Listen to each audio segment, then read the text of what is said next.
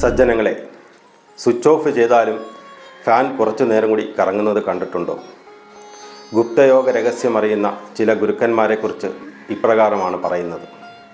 അതായത്, പ്രത്യേകിച്ച് കർമ്മബന്ധങ്ങളൊന്നുമില്ലാതെ ഉറങ്ങിക്കിടക്കുന്ന അർഹതയുള്ള ജീവനുകളെ ഉണർവിലേക്ക് കൊണ്ടുപോകാൻ മുൻകൂട്ടി നിശ്ചയിച്ചു വച്ചിരിക്കുന്ന പ്രപഞ്ച പദ്ധതിയുടെ ഭാഗമായി ഭൗതിക ശരീരം എടുത്തു വന്നിരിക്കുന്ന പുണ്യാത്മാക്കളാണവർ.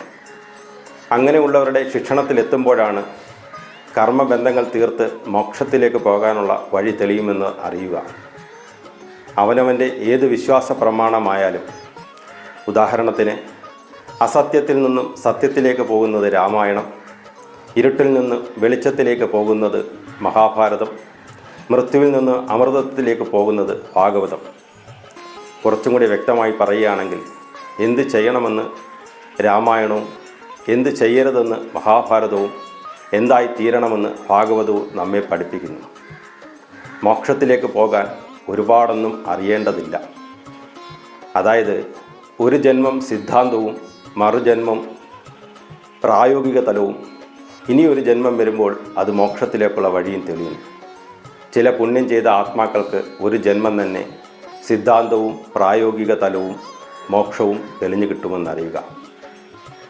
ഈശ്വരനെ അറിയാൻ ഒരുപാടൊന്നും അറിയേണ്ടതില്ല. ഗുരുത്വപൂർണമായ ജീവിതം നയിച്ചാൽ മതിയെന്ന് സുഹൃതവശാൽ ഒരിക്കൽ തെളിഞ്ഞു കിട്ടും.